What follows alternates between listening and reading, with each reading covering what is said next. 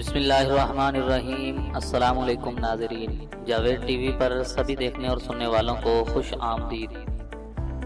تو ناظرین، یو اے ای کے بارے میں تو آپ نے سنا ہی ہوگا اور کچھ لوگوں نے وہاں جا کر بھی دیکھا ہوگا،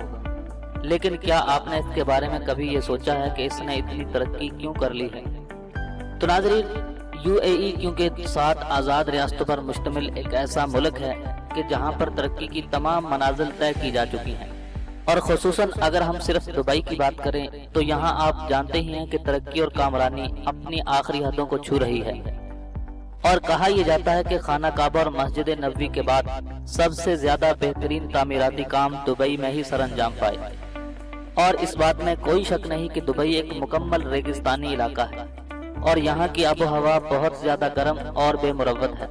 مگر اس بے مروت موسمی حالات اور گرم آب و ہوا کے باوجود دبئی پچھلے 15 سالوں سے سیاحوں اور تاجروں کی جنت کہلاتا ہے۔ دنیا بھر سے سیاحت اور گھومنے پھرنے کے شوقین افراد اپنی چھٹیاں اور چند دن اچھا وقت گزارنے کے لیے دبئی کا رخ کرتے ہیں۔ یہاں پر ہر سال 1.5 کروڑ سیاح آتے ہیں اور یہاں آتے ہی انہیں ہر وہ چیز مل جاتی ہے جو صرف پیرس، لندن یا یورپین ممالک میں ہی مل سکتی ہے۔ مثلا یہاں ہر طرح کے شاپنگ سنٹرز، سپورٹس کمپلیکس، جدید کسینوز، نائٹ کلبز، ہوٹلز، حتیٰ کہ دنیا کی ہر وہ تفریح موجود ہے کہ جس کا صرف تصور ہی کیا جا سکتا ہے۔ شاید اسی وجہ سے دبئی کو عیاشوں کی جنت بھی کہا جاتا ہے، اور اب آپ اندازہ کر لیں کہ دبئی کا رقبہ 4114 مربع کلومیٹر ہے اور آبادی صرف 28 لاکھ ہے،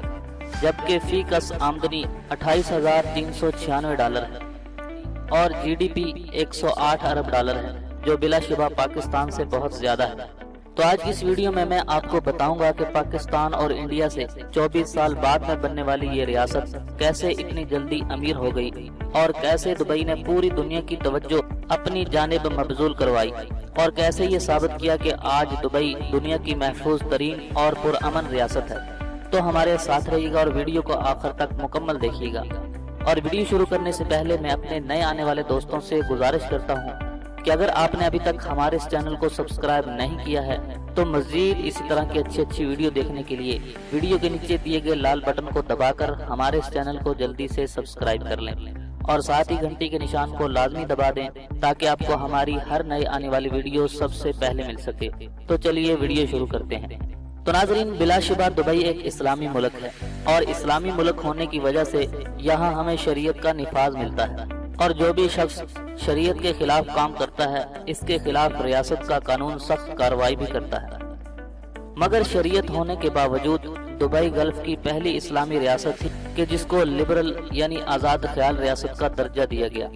یہاں کی خواتین اگر ہمیں برقع پہنے نظر آتی ہیں تو وہیں ہمیں سکرٹس اور بکنیز پہنے ہوئے بھی نظر آتی ہیں۔ جہاں اگر خوبصورت مساجد ہیں تو ساتھ ساتھ خرافات بھی دیکھنے کو ملتے ہیں۔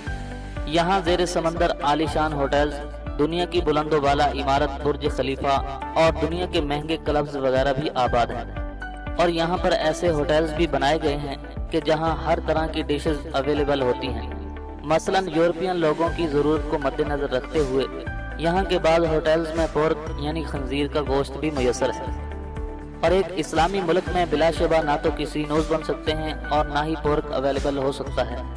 نہ ہی اسکرٹس پہننے کی اجازت ہوتی ہے، اور نہ ہی لبرلزم کے نام پر اس حد تک پہنچا جا سکتا ہے۔ مگر ناظرین، دبئی جیسے ملک نے دنیا بھر کو اپنی جانب متوجہ کرنے کے لیے یہاں ہر وہ چیز میسر کی ہے کہ جس کا تصور صرف یورپین ممالک میں ہی کیا جا سکتا ہے۔